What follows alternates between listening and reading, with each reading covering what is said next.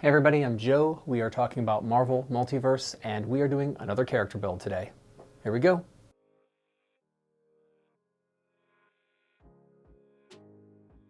I have done a lot of different character types on this channel. I've done damage dealers, I've done battlefield controllers, I have done tanks, I've done a infiltration specialist. But you know what I haven't done? I have not done a support build.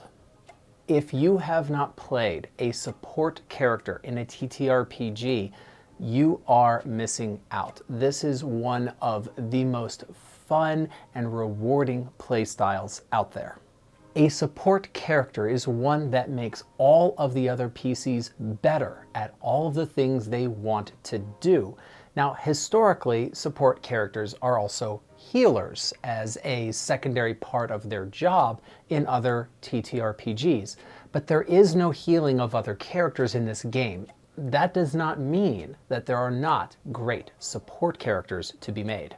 This is what we are going to do today. We are going to build the best support character that we can. We're not going to be measuring damage. We're not going to be measuring tankiness. We're not going to be measuring the ability to do battlefield control, though we could actually branch into some of these with this character. No, instead we are just going to be making a character that without fail is able to take the rest of the team and elevate them to truly astronomical proportions. Here's another great thing about support builds. When you attack somebody, you have to roll. When you want to do something detrimental to somebody, you have to roll. But support features just work. There's almost no rolling that needs to happen with this character. In other words, the things that I say in this video, you will be able to do with your support character, you're going to see happen more often in exactly the way described than with any other character, because external factors are really not much of a problem here. I don't think there's much more to say. We're going to jump right into it. I don't know what you would call this character, and I'm not that great at naming my own characters, but for the moment, I'll be calling today's character the Backbone. Let's go ahead and choose occupation. I'm going to choose something that feels thematically appropriate, but I don't think we're going to get a ton of mileage out of it. I want to choose healthcare worker. This just makes sense for a character that is all about supporting the other teammates, making sure we are one hard-hitting, cohesive unit. And healthcare worker means we work in the healthcare industry, we care for people as part of what we do, and it does give us two traits, clinician and first aid. Clinician means that we have an edge on logic checks to determine what is medically wrong with somebody. It does not actually give us any sort of benefit in helping somebody once we have diagnosed them, just on the diagnosis. Now, for really only one specific reason, this is going to be a high ego character, not a high logic character. And as a result, we're really not going to get much out of clinician, sadly. Next, we are going to have first aid, which gives us an edge on logic checks again, in order to stop the bleeding condition. The bleeding condition does not come up all that often, and so if this happens once or twice in your whole campaign, that's probably about all you're going to get out of this particular trait. As far as origin goes, I don't think there's anything that's going to really affect the build, so I'm going to go with inhuman. Inhuman means that we are part of the Homo sapien inhumanus variant race of humanity. Maybe this gets built into the world that your narrator is building out and putting into the story, or maybe it's just a background element, but it might be fun to RP.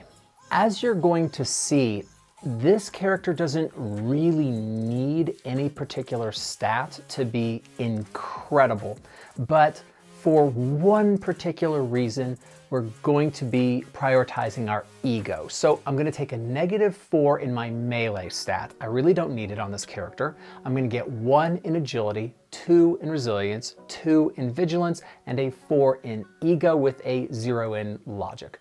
With powers, we're going to get defenses of 11 for melee and agility, 12 for resilience and vigilance, and 14 for ego and logic. All right, let's talk about power sets. In order to make the best support build that you can, you really need to be in two different power sets. The first one is tactics. Now, I haven't really used tactics in a build yet, so we're going to be getting into that. The second one is power control. So which one do we go into first? Well, here is the interesting thing. The tactics power set is a power set that allows you to benefit the action economy of your allies. That's really what it does. And it does so by the way that you perceive the situation around you, give directions to the people around you, and inspire and lead them. And the root of the tactics power set is the inspiration power. Everything that you need in tactics relies on you having the inspiration power. But here's the weird thing. The inspiration power is not actually in the tactics power set. No, it is a basic power. So you can actually pick that up at rank 1 and go into another power set, and it's kind of like being in two power sets at once right away at rank 1. And so we are going to be going into power control at rank 1. But before we do that, let's shore up some defenses. We're really going to need this later in the character build, so we might as well get the powers that are going to shore up our defenses, and that starts with evasion. Evasion allows us to use our agility defense against melee attacks, which is why we have a pretty good melee defense score, even though we dumped our melee. And we are going to be taking the mental stat version of evasion, and that's going to be wisdom. Wisdom allows us to use our ego defense against logic attacks. So now we actually have some really good defenses right away at rank 1. Next, we're going to take inspiration. Now, I talked about this a second ago. Inspiration allows us to use an action in order to give any action check of our allies an edge. I have spoken before about not liking this power, but I'm slowly changing my mind on it. In combat, this is just not all that good. Using your action in order to give an edge for your ally on attacking somebody is just not as impactful as both of you making attack rolls. It's just not. But I've seen several people take inspiration, and they're using it out of combat, because this is for any action check, not just attack rolls. And as a result, inspiration means that as you go through any non-combat sequence, you are constantly inspiring your allies, because you can do this every round. There's no focus cost, and everybody's rolling all of the really crucial stuff with an edge. And don't forget, edges do stack. So if they have a reason that they have an edge on a check, you can make it a double edge or triple edge, depending on the situation. Next, we're going to take bump power. Now, this is a concentration ability, and it costs 5 points of focus or more, depending, but we're going to get into that. We pick an individual power that a character has, and that character must be within 5 spaces of us. With this one power, any areas or durations are doubled. If there's a damage multiplier, we add 1 to it, and they get the effects of a fantastic success on any success, meaning we pick whatever our hardest hitting ally does, and we bump that, and now they are effectively critting every round of combat that we hold concentration. The reason that there is a flexible focus cost is we must pay when we first enact this power. We must pay 5 points of focus or the focus cost of the power we are bumping, whichever is higher. Now, one thing that's important to note is that bump power, while it has no power prerequisites, does have a rank prerequisite of rank 2, so we have to take surprising power as our trait.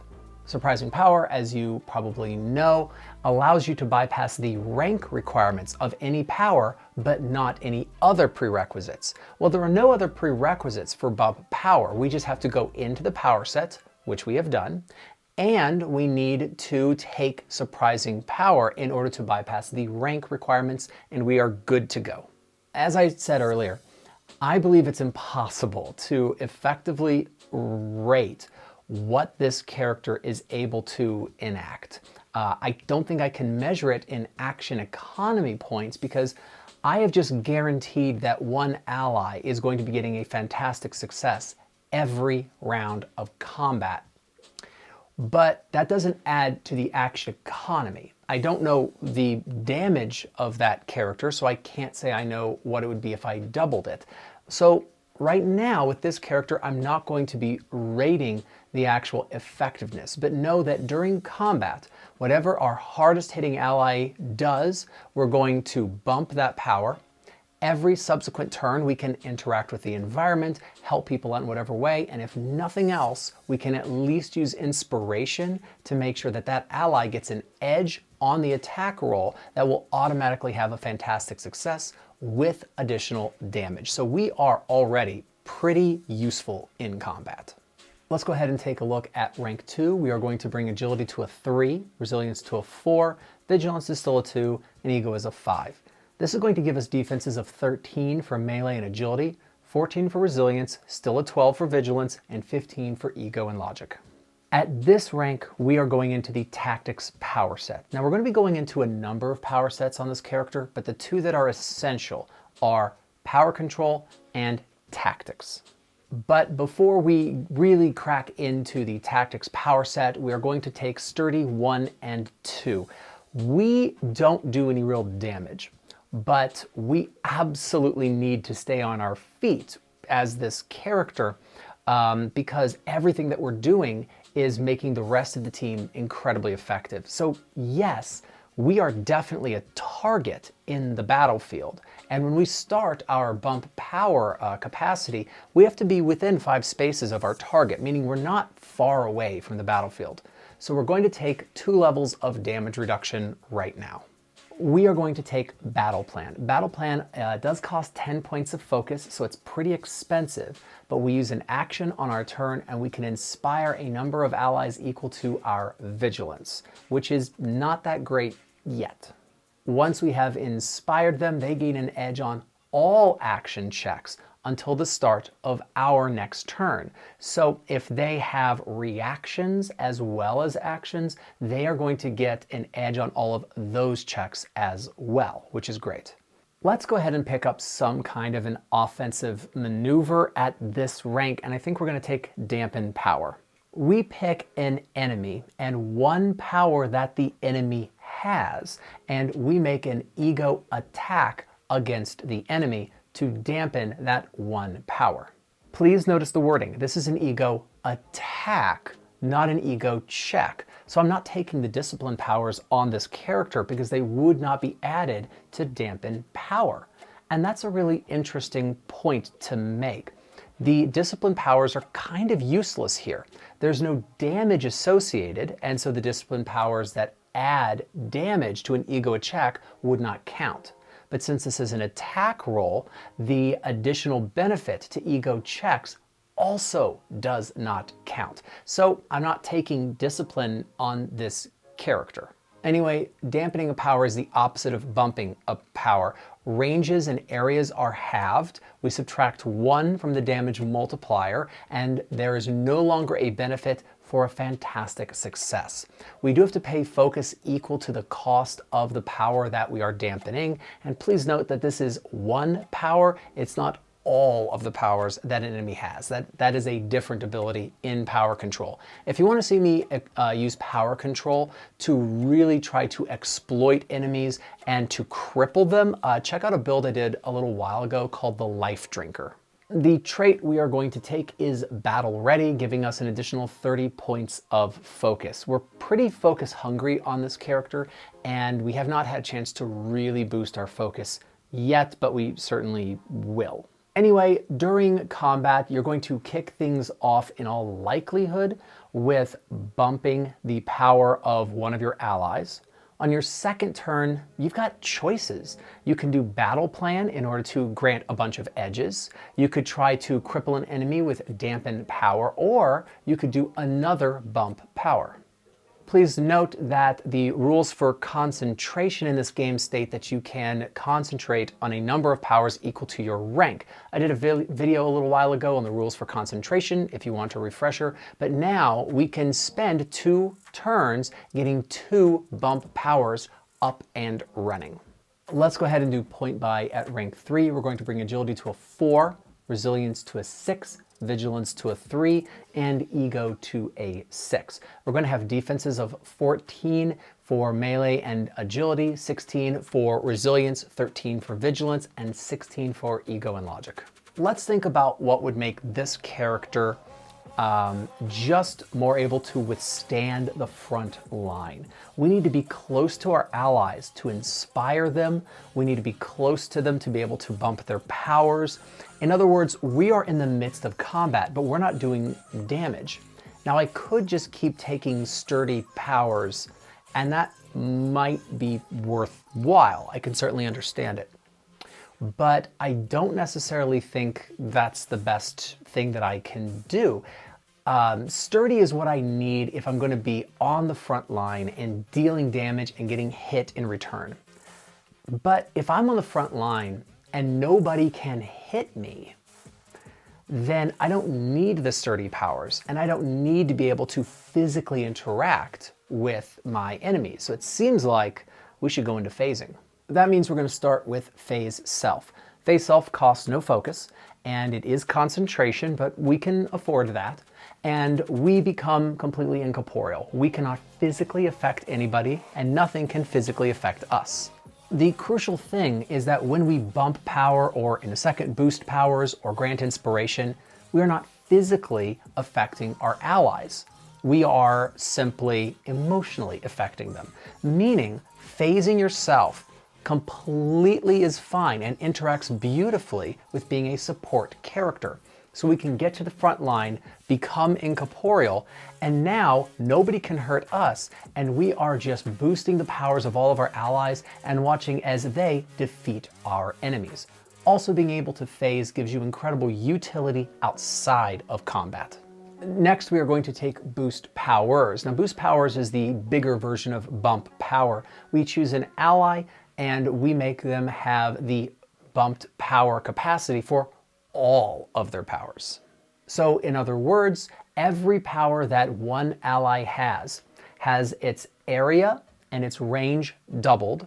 The damage multiplier goes up by 1, and they get a fantastic success on any success for any power. This does cost 15 points of focus or more if the highest focus cost of powers that our ally has is higher than 15. Next, we are going to take Focus Fire. I don't know that we're going to use this all that much, but it definitely has its usefulness. This is a concentration ability, and not a lot of stuff in tactics is concentration, but this one is, and it does cost 10 points of focus. We call out an enemy in our line of sight and inspire our allies to attack that enemy. The number of allies we can inspire is up to our vigilance defense. Now, I always assume that we have a party of 4, meaning we only have 3 allies, and so we are fine to inspire all of our allies in an average-sized team. All of our inspired allies now have an edge on all attacks against that enemy. But what we really want in tactics is Operations Center. Operations Center costs 15 points of focus and does require our concentration. We inspire a number of allies equal to not our vigilance number, but our vigilance defense, which is 10 higher than it was just for the other powers, which is fantastic. So we have no more issues with inspiring a limited number of characters. Our allies who are inspired have an edge on all action checks of any kind, which is really great. But there's one caveat to Operations Center.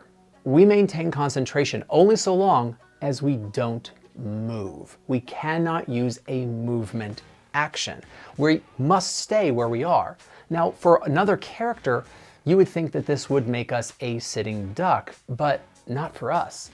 We can become incorporeal, and so it really doesn't matter. The one thing about Operations Center, of course, is that it does require being a rank of 4 to take it, and so we do have to use our trait for surprising power to bypass the rank requirement. The power requirement is that we have to take focus fire, which we have done.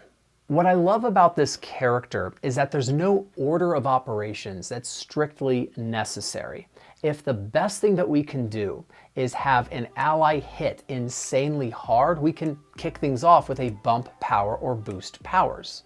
If we need to have the whole team hit insanely hard right away, well, we could do Operations Center first, which is great. And of course, we could be incorporeal from the beginning. We could be going through most of our day with phase self active. It's a concentration power. We could have it before combat even begins. And we don't need to worry about being able to hit anybody because we don't want anybody to be able to hit us.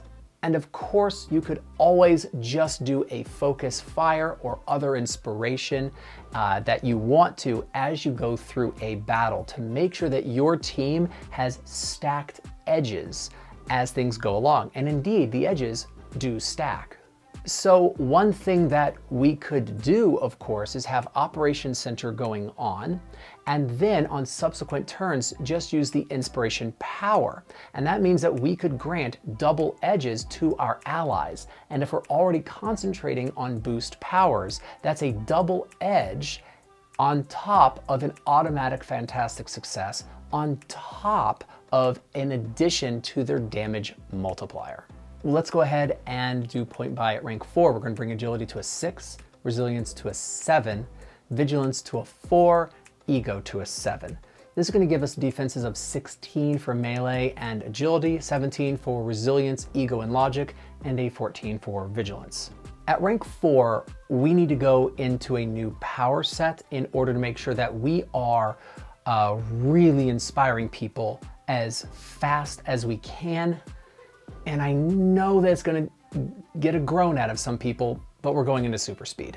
I know, super speed is the most obvious cheat code in the game. It's the way of ramping damage the most easily, as I have argued previously, but we're not using it to ramp damage. We really do want to be able to move fast to get to our allies, and we do want to be able to inspire more people more quickly. So we are going to take lightning actions. Lightning actions is I think it should be a controversial power. You get an extra action and an extra reaction every round of combat. Additionally, every time you roll initiative, you automatically turn the Marvel die over to a 1, which is going to give you a fantastic success. That's something we actually care about a lot on this character. And please remember that a fantastic success on an initiative roll means you get to go during a surprise round, which means I guarantee you that you will get to set up all kinds of inspiration before any enemies get to go. In fact, we're probably going to get to a point where I guarantee that you're going to do 2 turns in a row. Next, we're going to take Speed Run 1. Speed Run 1 tells us that our new running speed is our regular running speed times our rank. And we actually care about this a bunch. We need to get into position in a battlefield so that our allies are within 5 spaces of us, so that we are able to kick off things like Operation Center and boost powers, etc. You have a range for those abilities, and this gets us into that position. Next, we're going to take Uncanny 1, which is going to reduce the damage from attacks that target our focus. The only way people are going to be able to hit us anymore is by targeting our focus, and so now we're going to limit that concern. Lastly, we're going to take Quick Phase. Quick Phase allows us to use our reaction, which we haven't really been using on this character, but we can use our reaction to become incorporeal when we are targeted with an attack. So you don't have to spend the action economy to become incorporeal at the beginning of combat if you did not already have that up and running.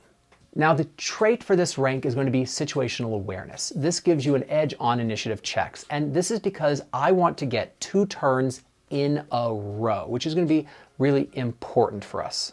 Remember, if you have a 1 on the Marvel die, you go during a surprise round. And then if you roll high enough, you go at the top of the initiative order. So my goal is for this character to be at the top of the initiative order because they have an edge from situational awareness and a 1 on the Marvel die from the lightning action's power. This would allow you to go during the surprise round and then at the beginning of the initiative order. That means we probably have 2 turns in a row, so let's see how we would use them. I want to use my speed to get into a position where I can be within 5 spaces of all of my allies. That's my movement. Then I'm probably going to do Operations Center. And then, depending on the amount of focus that I want to spend, I could bump the most important power for 3 allies because I do have 3 more actions, assuming it's 2 rounds of combat. I could boost all powers if I didn't know what they were going to do. I could throw out inspiration. I could do focus fire. I have lots of ways of stacking edges and making sure that my allies get a ton of fantastic successes.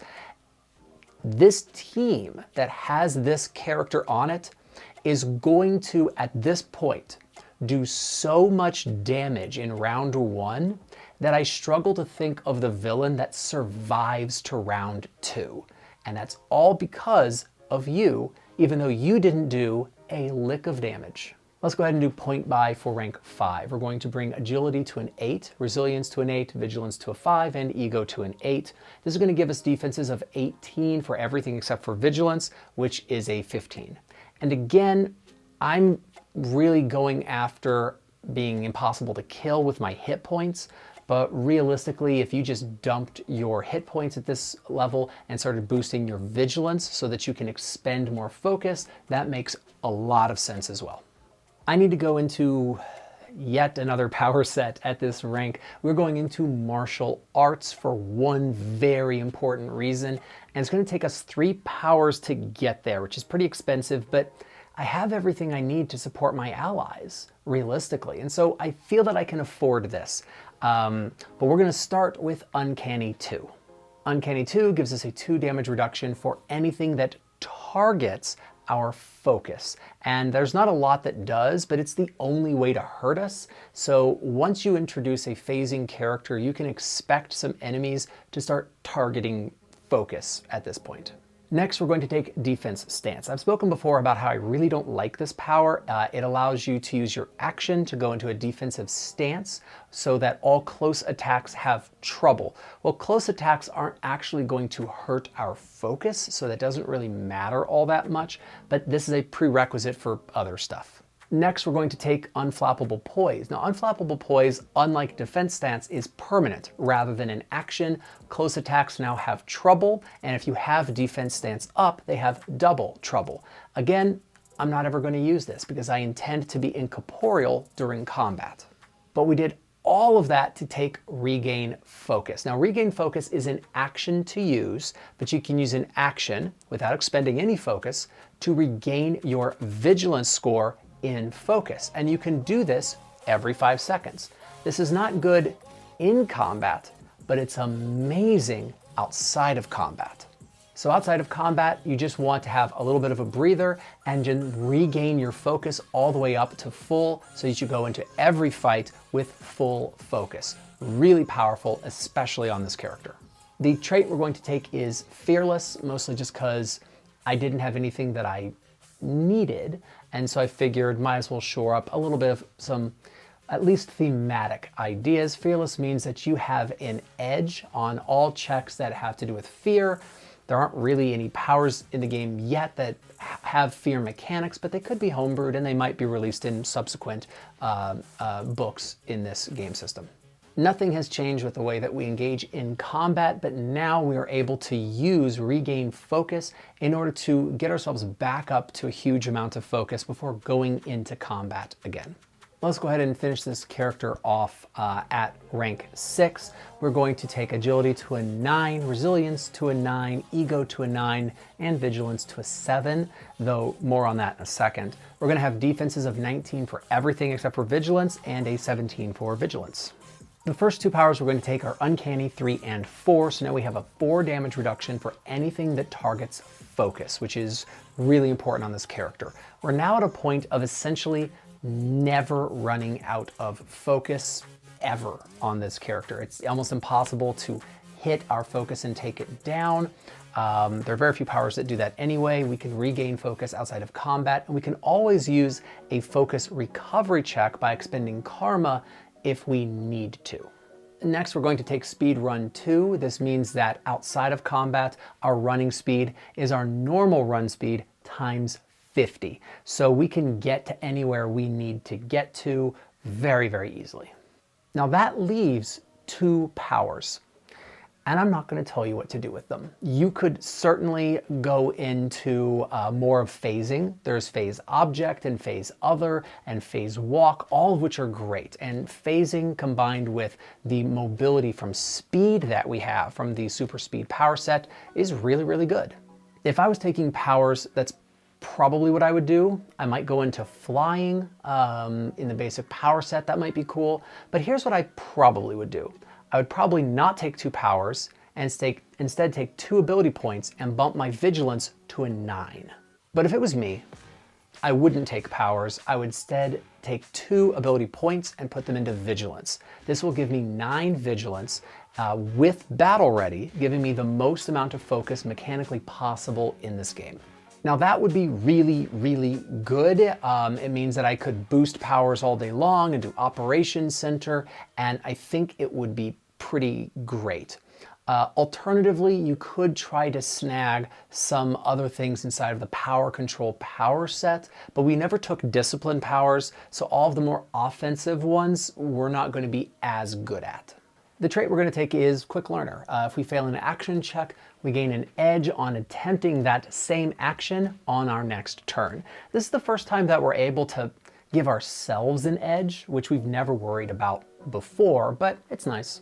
I don't want to belabor the point on combat. You're boosting the powers of your allies or bumping one individual power. You're giving them an edge on everything that they do, or an edge on attacking one enemy, or you're spending no focus and just giving one ally an edge on everything until your next turn. You have an enormous range of possibilities. The only reaction that we have is using quick phase if we're not already phasing when combat begins. And then if anything can target focus, we've already got 4 damage reduction. And we just sit there, watch our allies destroy the battlefield as we just grant them edges as we go along. It's pretty incredible. So I didn't use actually all that much of the tactics power set. I really didn't. Probably the thing that I missed out on in this build was Change of Plans, which is a reaction power. When somebody has trouble on a check, we can turn it into an edge, which is pretty cool. It costs 5 points of focus, it's a reaction, and I didn't build for reactions on this character. If you look at the tactics power set, you might see that there's basically 2 different halves. One of which is all about granting edges, and the other is all about adding movement with powers like Keep Moving, Hit the Dirt, Rally on Me. And I found as I was kind of preparing this character, I don't like those very much.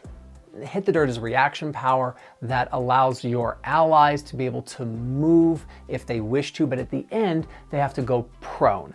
And I find that this is a very difficult power to justify because if your ally is prone and there's a melee combatant, they would have an edge on attacks against them. And so this seems to be something that would be very tricky. It might actually make things worse for some allies, and I can't see myself using it a lot. The same thing is true with Rally on Me. It's a power that I could use that allows my allies to regain focus, which is great, but they have to move towards me. And my job is to get to the center of combat so that they can move away from me. Again, forced movement or allowing for additional movement, but it can only be done in a certain direction or with certain consequences, is going to be much harder to use than something like Focus Fire or Operations Center. So yeah, I didn't nearly explore as much of tactics as I could have. And that means that I'm underutilizing my reaction. But this allowed me to become incorporeal so that The Operations Center himself cannot go down in combat, and additionally allowed me to go into super speed so that I could do more inspiration and more boosting of powers during a combat encounter. And grabbing phasing gave me more utility, grabbing super speed gave me more mobility, and realistically, I found that that made a more well-rounded character than picking up a whole lot more from the tactics power set. But in the end, I love this character. There's no order of operations that things have to happen in. This character is constantly useful, and while I can't calculate the damage, it's enormous, because this character is causing fantastic successes, additional damage, and by mid-game is able to do this to multiple allies simultaneously. So I'm causing way more damage than if I was just the one doing it myself. And if I have allies who utilize reactions to do damage, then I'm causing an insane amount of damage while I just stand there, which is pretty epic. Every combat encounter you go into, you will not be doing a lick of damage. None. Zero. However, at the end of every combat, your allies are going to come up to you and go, man, we couldn't have done that without you. We would have been hosed without you. That was incredible what you did. You will be the hero walking out of any combat encounter with this character, and your team is going to seem godlike with all of the abilities that you have. So yeah, this is an incredibly fun play style, and this character would make a team